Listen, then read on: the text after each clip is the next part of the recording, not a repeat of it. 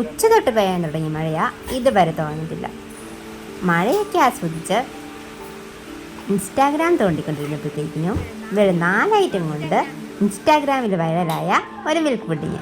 എന്നാൽ പെട്ടെന്ന് ചായ ഉണ്ടാക്കാനുള്ള പാലെടുത്ത് പുഡിങ് ഉണ്ടാക്കിയാലെന്ന് വിചാരിച്ച് ഒരു കട്ടിയുള്ള പാത്രം എടുത്ത് ഗ്യാസിൽ വെച്ച് ഒരു 5-6 സ്പൂൺ പഞ്ചസാര ആകാം, അത് ഓരോരുത്തരുടെ മധുരം അനുസരിച്ച് അതിലോട്ട് 1/2 ലിറ്റർ പാലൊഴിക്കുകയാണേ.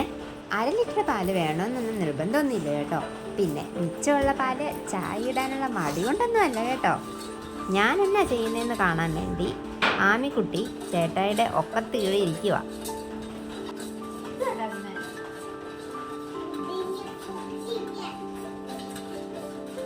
പഞ്ചസാരയെന്ന് അരിയുന്നിടം വരെ നല്ലതുപോലെ ഇളക്കി കൊടുക്കണം.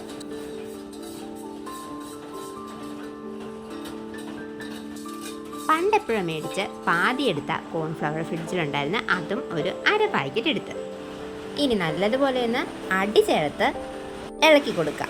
പെട്ടെന്ന് കുഴി വരും. ഇളക്കി കൊടുത്തില്ലെങ്കിൽ പാത്രം കഴുകാൻ പാടാകും, മൊത്തം അടി പിടിക്കും.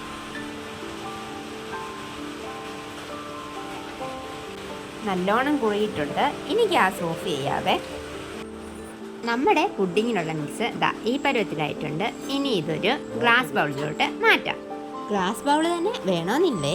ഇനി ഇതുപോലെ ഒന്ന് അങ്ങോട്ടും ഇങ്ങോട്ടും കുലുക്കി അടച്ചു വെച്ച് ഒരു 1/2 മണിക്കൂർ ഫ്രീസറിൽ വെച്ചാൽ മതി.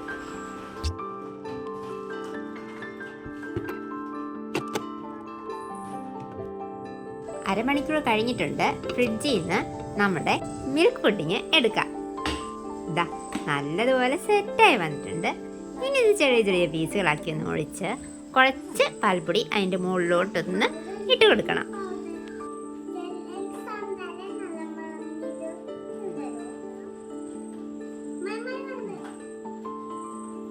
എന്താണെന്ന് അറിഞ്ഞില്ല, മിൽക്ക് പുഡിങ് എനിക്കിഷ്ടപ്പെട്ട്, പക്ഷെ ആമിക്കുട്ടിക്ക് ഇഷ്ടപ്പെട്ടില്ല.